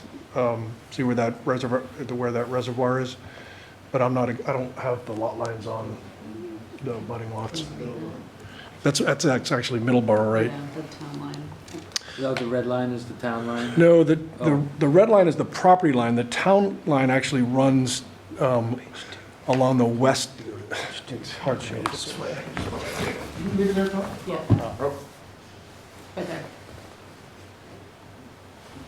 That shows the town line. This is Oh, okay.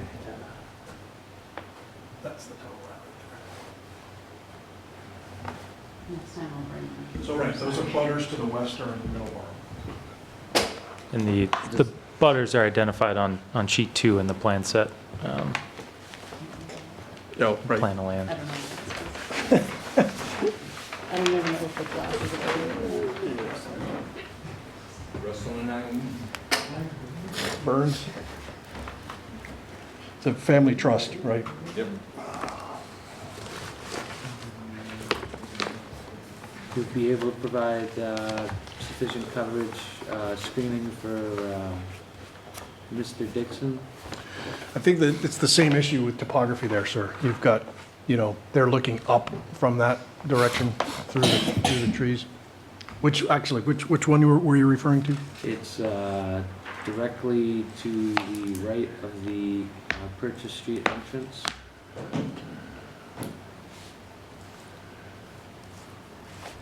Because it doesn't look like there's any screening behind this property either. Can you point it to me? Make sure I'm looking at the right one. Sure. I'm headed for the landscaping. C101. Just probably a good look at it. Right, up, you can go up there, right there. Down. Yeah, scroll down. There you go. That's his property here, and it looks like you have some vegetative easement, which I expect is yours.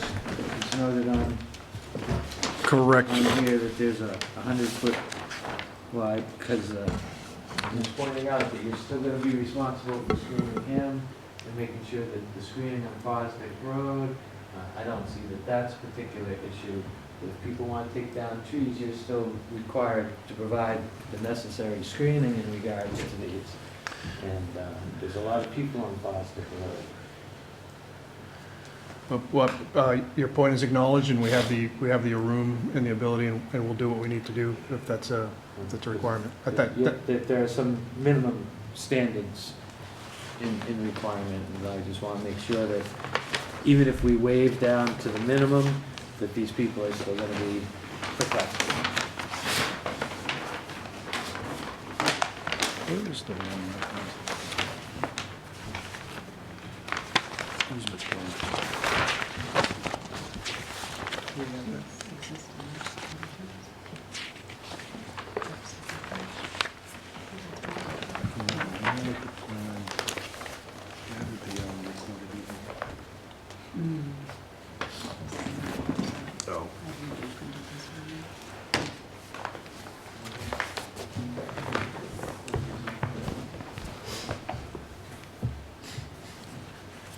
Now,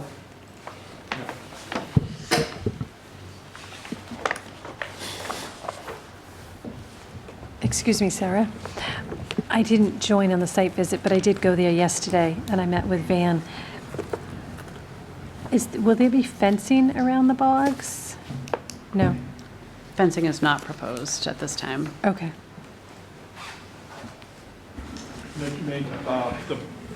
Just in case it isn't obvious, and for the record, the intent is for these, for the bogs to continue to be farmed as they are now.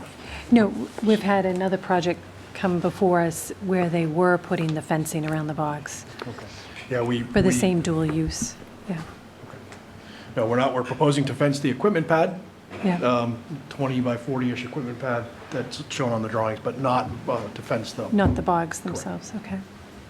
I can weigh in, Andy with Fuss and O'Neill. Again, the applicant will need to follow national, electric code requirements for protecting the equipment and the wiring for panels themselves. But then, the fence height around the inverter and the other pad-mounted equipment is also regulated under the electric code. Very good. Thank you. Does anyone else on the board have questions? no, I just believe off the top of my head that there's a 200-foot setback and a 50-foot vegetative screening requirement unless you have waivers from abutters. So you might work on getting a few. Well, this project actually meets the 200-foot setback from the property line. With the required vegetative screening? I don't believe there's a setback associated with the screening requirement. I'll check into that. I thought there was a requirement. The setback associated with screening is if it's over a certain amount. There are certain, there's subjectivity that up to the board's discretion if it's over 600 feet away. If it's over 600 feet. But I think if it's just, a typical situation, it calls for vegetative screening and a 200-foot setback unless you get a butter sign off, and that can be reduced to 50 feet. But I don't, Right. this project doesn't need that, those affidavits from abutters, because it's able to meet the 200-foot setback from property lines. It's able to meet the 200-foot setback, but again, I would look at, because I'll do it myself too, look into the requirement for vegetative screening in footage and make sure that we're providing enough screening. I know probably at the northeast end on Fosdick Road there is probably over the 600-foot limit. Yeah. But again, it's not their job to screen. Right. I don't think there's anything in the bylaw currently, though, that talks about,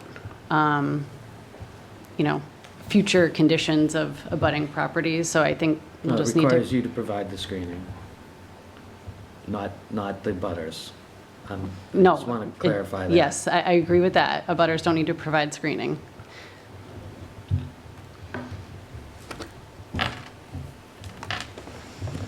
Any other questions from the board? No. Whereas this is a public hearing, is anyone here to speak on this matter? No? You can come on up. Tell us your name again, Mr. Patton, when you come up. My name is Sean Patton, Carver resident. And I guess my question is, I don't know how this works, but how does this help the town? Does the town, benefit in any way financially from this? Or how does this help the town? That's my question. Or does it benefit the person who owns the property, or?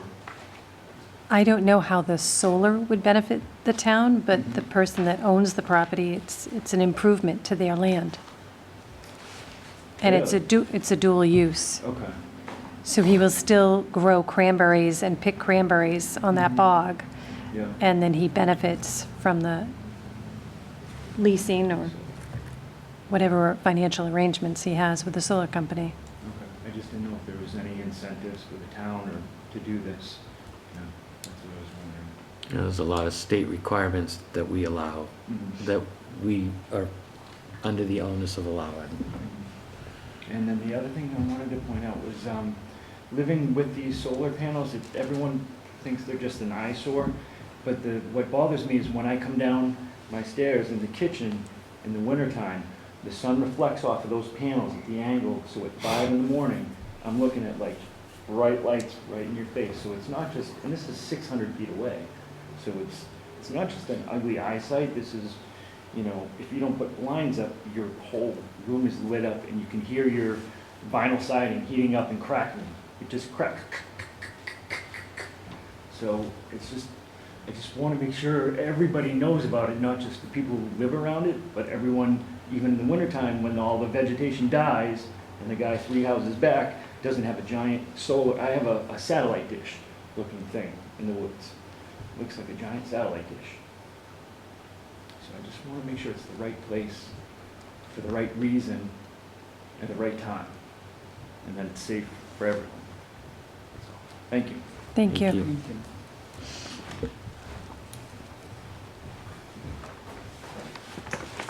Madam Chair, if I may, on the benefit to the town, just Yes.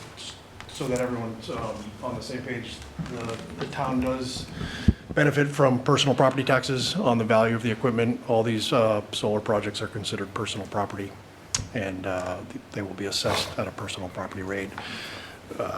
Chances are we'll attempt to negotiate some sort of a payment in lieu of taxes agreement with the town to fix that or to provide some tax certainty over 20 years. Very good, thank you, I appreciate that. Just a reminder, could you please identify yourself every time you go to...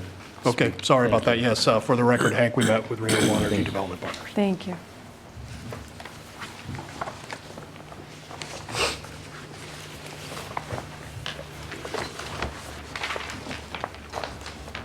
Mr. Glines, you have more to... Andy Glines with Fuss & O'Neill. We issued our memo dated May 12th. There wasn't any outstanding comments beyond the screening item that we recommended that the planning board and the applicant discuss. So at this time, I don't believe that Fuss O'Neill needs to conduct another review. I don't think the applicant is planning on submitting any revised plans. So I think that that was our final memo for this particular project. Very good, thank you. So if there are no further questions, can I get a motion to close the public hearing? I will Well- make that motion to close the public hearing. I would like to find out, honestly, what's going to be done in regards to screening for these properties. There's no real, what was provided for screening only showed realistically 2 locations and kind of didn't show any further screening. It was just those 2 spots on either side for the streets, and I would like to find out how these properties are gonna be screened. Are they gonna, where is the screening gonna be? Like, it's noted in here, you have the 100-foot vegetative easement, which is fine, which can be included in the screening, but again, when I drove down Fosdick Road today, you could see through some people's yards out back there, and I wanna know what's gonna be done to beef up the screening or to help with that, to help block the view. So I think a revised screening plan might be appropriate. Because you can see it's only addressed here and here, and one looks like a comma mark, and one and we were there, it's not even 10 feet wide. And could probably do the job, but what about the rest of the property? Are they locking in that they're gonna leave all the vegetation around the edges? How deep is it? How much screening does it provide? Are they willing to put in more screening if it turns out that there's problems? And, you know, that's part of my issue. So I would like to see a revised screening plan come back to us. Okay. Other than that, I don't have any real issues in regards to the property. I would also like to, again, the fire department to clearly and unequivocally state that they have clear and safe access and it meets all their requirements. Okay. All right.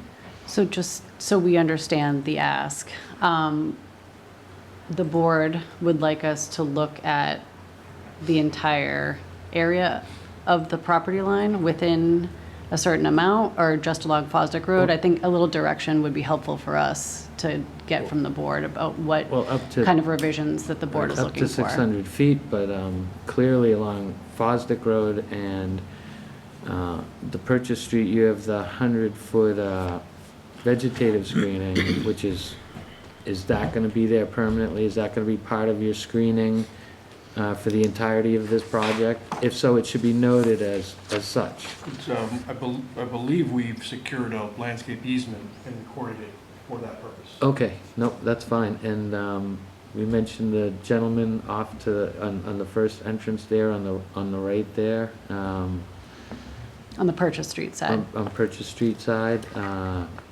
Did he give a waiver, or is there screening going to be provided for that gentleman?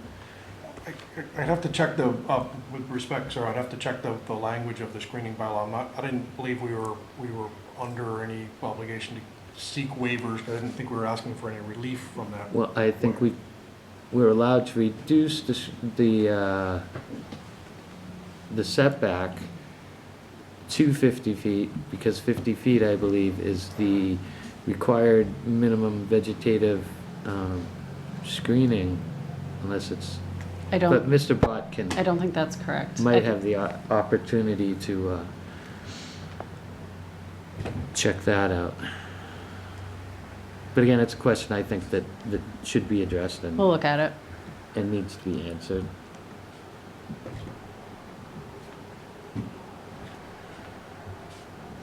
So if it's up to you, I'll make a motion to continue the public hearing to May 27th at 7 PM, Carver Town Hall, Room 1, for Renewable Energy Development Partners, special permit and site plan at 96 Purchase Street. Second?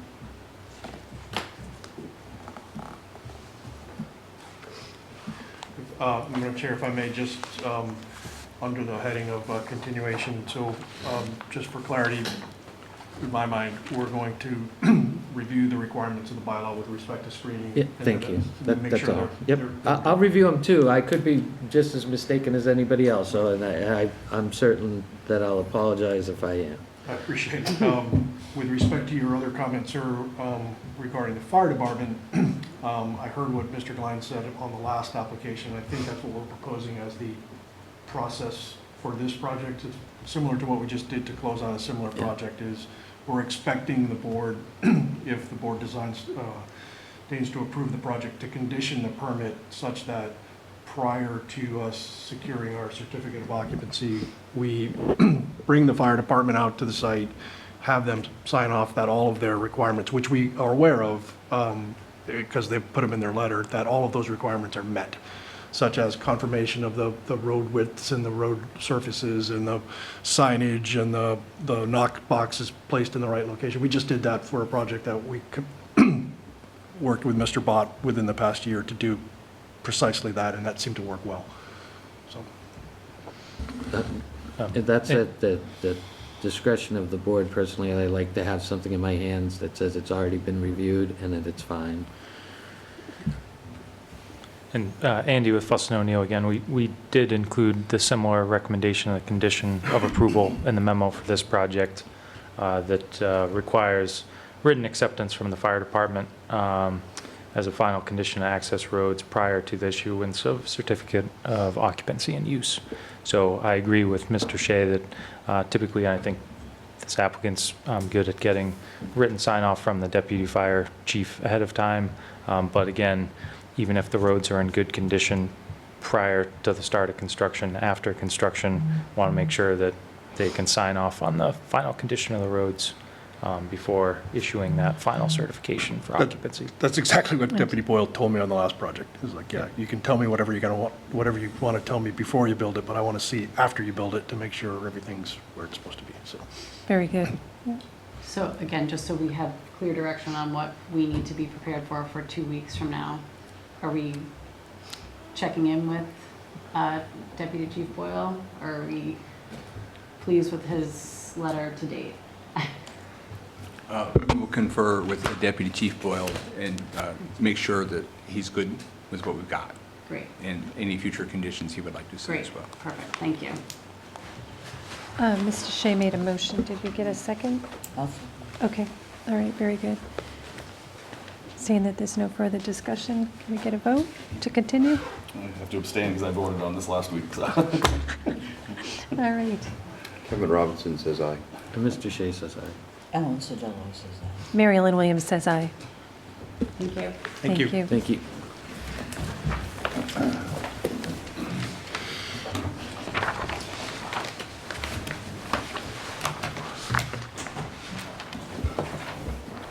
I guess I can skip this paper next time.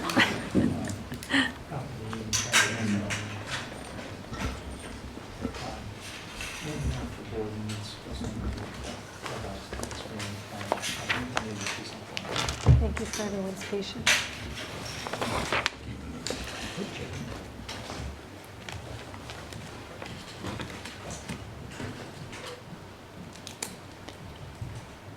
All Mr. right. Planner? So topics, other business, planning board notes. I have no notes myself, other than we will be having Memorial Day before our next meeting. So we'll be, one less day, I'll be out and about in the interim. So most things are going to happen between now and then are going to happen the next couple of days and on a very, very long Tuesday. Very good. Does anyone have any other comments? I'm all set at this time. You're all set? Mr. Lake, you good? All right, well, if we want to go over the minutes? Yep. Yeah. Will you accept the motion on the minutes? Yes.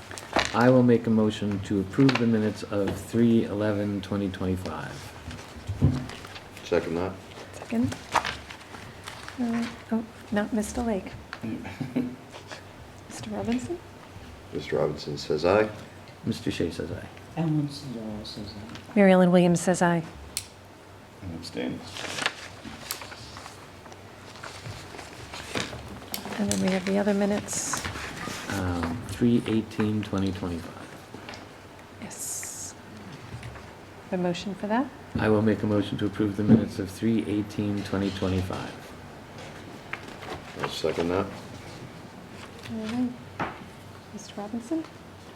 Mr. Robinson says aye. Mr. Shea says aye. Ellen Sodillo says aye. Mary Ellen Williams says aye. Abstain. All right, and just as for some of the new folks and some of the other folks, we typically don't print minutes for the meetings. We usually send them out in an email because it's, 6 or 7 pages and 15 copies. And so if you want a written copy, the staff is fabulous. They always give me a written copy in my book. So if you need to refer to the minutes in writing, we have them, but we typically just send them out unless you have a preference for seeing them in writing, and let us know, and we'll print copies for you, Very good. for anybody. Get a motion to adjourn? So moved. Very good. I'll second it. Perfect. Mr. Robinson? Mr. Lake? Aye. Yes. Kevin Robinson says aye.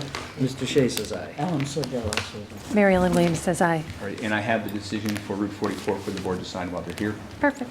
as well as the circuit representative. Congratulations. Yes. Looking forward to seeing you on the Zoom, babe. Thank you, Kevin. Congratulations on the new positions. It's good seeing everybody. Thank you. Mr. Thank Myers. you.